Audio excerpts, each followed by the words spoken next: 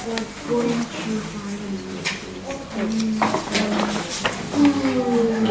the reviews closely.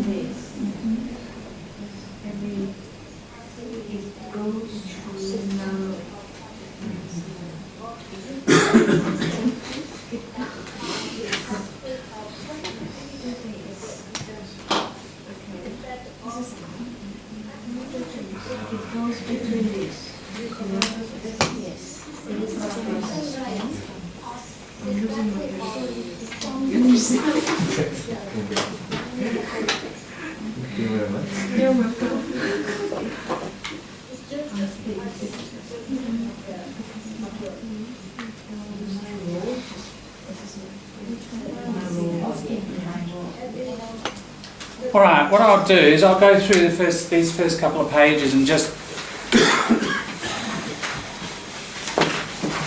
point out some things. So an internal audit, there's one, isn't it? Internal audit. So it's within a company or an organisation. Has revealed, so an audit reveals something. Roadside breath test, obviously collocation, but probably not one you're going to use unless you're in the police force. Interesting, an apparent attempt. A little bit of hedging, not an attempt, but an apparent attempt. So that's a good adjective to use, especially legally, if you're a journalist, to say it was an apparent attempt. Then when they bring you in front of the court, you say, well, I only said it was apparent. All right? It will get you off the hook, as we say. You avoid hedging, absolutely. Yeah. Now, meet quotas. That's a pretty useful one, probably for most jobs these days. They want you to produce a certain number of reports or students or breath tests. So it looks like they did, it's an apparent attempt by officers to meet quotas, so they had to produce so many thousand a year or something. Looks like they faked a few. Police are already paying the price. Again, very transferable one, that one, isn't it? And now let's look at what Lee Sales says. Lee Sales, by the way, that woman, she's a well-known journalist, very, very sharp interviewer. Most politicians are very scared of her. She's torn Tony Abbott and John Howard and several people to absolute pieces. She's brilliant. So keep your eye on her. Interesting one, that you are scrambling to do something, scrambling to audit. Scramble, now you might know scrambled eggs, so mix things up. What's this got to do? The other meaning of scramble is when you're using your hands and your legs, so you're like a dog, we say on all fours. It's a collocation, you're on all fours, and like you're going over rocks, say there's a river, and you're scrambling up a hillside, but you're not just doing it with legs, you do it with both, all your limbs, all fours. That's scrambling, and you do it very fast. That's scramble. So you'll see it in sport as well, like, you know, rugby saying they're scrambling. How do you spell with all your fours? On all fours. So on all, and then fours. Yeah. So if you get down like that, you're on all fours, like a horse. With all the fours. Yes. That's right, exactly. Here it means putting all your energy into something and doing it really fast. They're kind of like panicking. They're scrambling to do something. They're not. The phony test weren't setting anyone up. Phrasal verb, not a really collocation. You set someone up because you can set them down or set something off. This is a phrasal verb. When you set somebody up, in this case, it means you make them look like they've done the crime and they haven't, like fake evidence. And here, kind of the opposite. You let someone off. You discover they've done something wrong, but you don't punish them. you let them go, you let them off. Phrasal verbs here. Ashley McGee looks at the fallout. An interesting,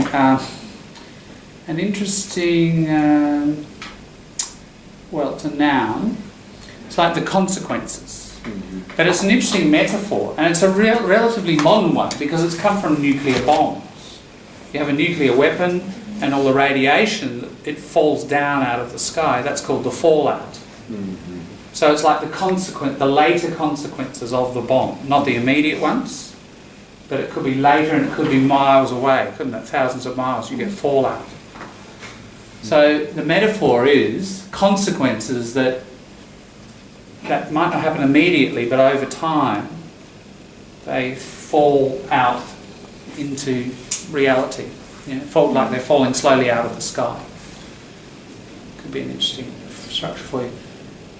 Victoria has been busting drunk drivers. Busting, slang. So break, you bust something, but people use it all the time. If the police bust you, they catch you. And you might hear on the news a drug bust. So it can be a noun as well. A drug bust, meaning the police have caught, somebody with $1 million worth of cocaine or whatever. So you get busted. Drug busting, drug dealer. A drug bust is like the raid by the police and they've caught someone. Drug dealer or even just a drug user. Yeah. All right, now, there are other collocations like excuse me and so on, but I'm not going to worry about those ones because I'm going to assume, we're talking about ones that are beyond your learning edge, aren't we? Not the ones you already know. We've got to trying to collect the ones that are new and interesting for you. Now, there's even a bit of grammar here. Look, that's kind of interesting. Good evening. This is the little bit where you see the cop from the 70s, Chief Inspector McMinham. He says, "Good evening, sir." Very formal. Chief Inspector McMinham is my name. A different word. Notice the word order, isn't it? It's not my name is. Yeah. It's da-da-da is my name. Much more formal.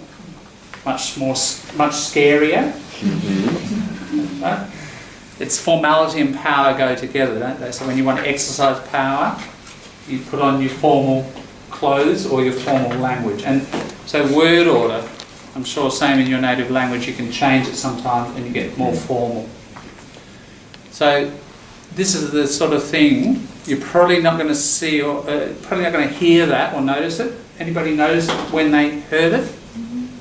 If you did, that's really sharp listening, that's great.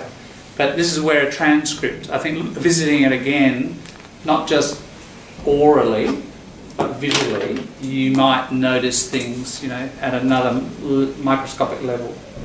So we're looking even at things like word order and grammar. Further on, Ashton McGee, a cultural crackdown. You might have heard that. That led the way for the rest of the country. Yeah. So what went wrong? Then the police fellow being interviewed. Interesting structure. I'm incredibly disappointed that I have had to, as a senior officer, speak to you. That's an interesting word, disappointed. Very useful, I think I might have mentioned this last week, did I? Disappointed when things go wrong and you're feeling very frustrated, angry or whatever, but it's not acceptable to say that. You say, I'm very disappointed. Have you heard that a lot on the media? Politicians say, I'm terribly disappointed. They're actually really angry or frustrated, but they use that. It's a much more acceptable thing to say. Soften it. Yeah. That is, on a day like today, little collocation, having to explain to the community that, this is a useful one, we have breached their trust. So you have trust, and breach is related to break. It's got the same root. But breach is like when you have a wall, and suddenly a big hole in the wall and all the water pours through. Or in the old days, you have a castle, yeah, and you have to break down that wall, don't you, with cannon, and then the army all go running in with their swords. You make a breach in the wall. So it's a big gap and a breaking. I want to make the observation that there are like parenthetical commas Mm-hmm. in, you know, Oh yes, on a true. day like today. Yeah, you're right, Lewis. Good point. Yeah, and you can see them in the transcript, can't you? And it would be good to match that with the voice, and you'd hear those pauses. Yeah, good point. Several of them. Next bit. Victoria's Transport Accident Commission raised the alarm. So you raise an alarm when you say, oh, something's wrong. You raise the alarm. But the alarm, raise the alarm. Yeah. The alarm, if you want to say it another way. You can put it in the passive. The alarm was Was raised. Yes, you can do it that way around. Yeah.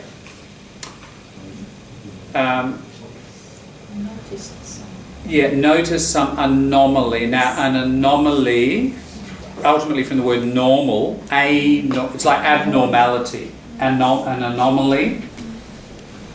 We use that, rather than say abnormality, that's more about maybe the body and a growth, and there's an abnormal growth or something.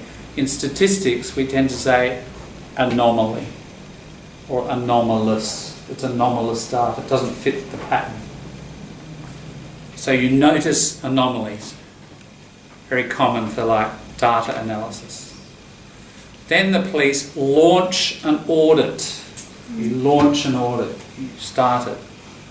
And the very interesting verb, combing. So think of combing your hair. Mm-hmm. And those things that stick out on a comb we call the teeth, for kind of obvious metaphorical reasons. So we say with a fine tooth comb, when you're really looking carefully, with a fine tooth comb. So they comb data, or in this case, it's data, they comb.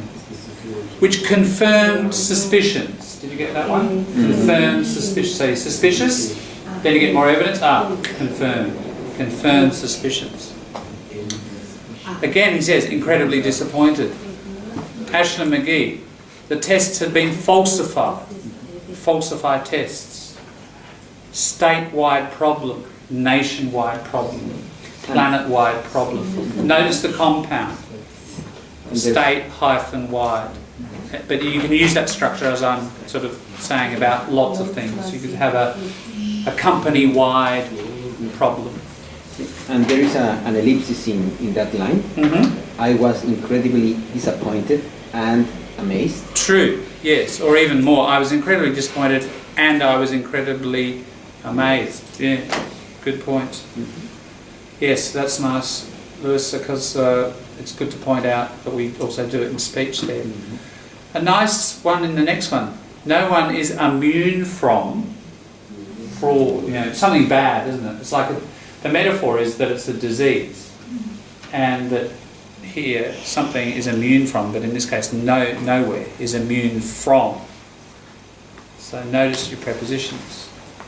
Further down towards the bottom, this is how police are suspected of duping the system. What do you think it means? Might be a new word. Tricking, yeah. So when you dupe someone, you trick them.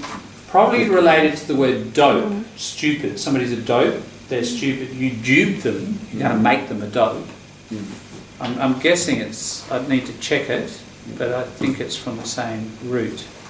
So you dupe the system, you trick it. That's the next one. That's for test probably in the span of useful structure for time. And then he says, look at the end, I would say. That I would say is a nice little hedge. If you put I would say, it means, I'm not totally certain, but I make a statement and then you say I would say, it just softens it, buys you a little bit of insurance. So again, that's a useful one for speech. Is it kind of suggestion? That's right. Yeah, it's got that soft, suggestive quality. Over the page, interesting when T. Sivers spoke, it's very fast, but not a lot of collocations there. It's sort of interesting. Not ones that, there are, but probably not new ones that are useful for you. Interesting though, he does use this interesting adverb. He says, that will already tell you evidentially. So you got evidence, evidential data, adjective, evidentially. Unusual, but you can do it. He's got that interesting adverb there. Yeah, so that's where we're up to. So those were some of the things that I sort of picked out. I don't know, are there any other things that people notice? So, you know, what we're trying to look at there is not, most of it's collocations, but not always. Some of it's just interesting use of words, word order, phrasal verbs, whatever's there, you know, try to notice it, collect it. We'll, are there any further little observations people would like to make? Like Lewis mentioned a few, commas and ellipses, but anything else you care to comment on? What does mea culpa mean? Ah, yeah, that's further on. That's a little bit of Latin. Mea, my, culpa, blame. So mea culpa means my fault. So did they say issue the mea culpa? Yeah, so it's become a noun. So he was sent out today to issue the mea culpa, meaning to issue a statement saying we are to blame. This is the police representative saying it's our fault. Yeah. There are, at least European languages have absorbed quite a lot of little Latin phrases and even phrases from each other. We've got whole little structures in French and so on, mainly French, that we say. So they're useful to learn. That's one. But I don't think we've got to that point yet. We'll have a break, 10 minutes, and then we'll do the rest of the piece. So that's the sort of level of detail that we're trying to get to, yeah, with our observations. So have a break, and in 10 minutes we'll put our ears back on and try to hear the rest. All right, Skypus, see you in 10.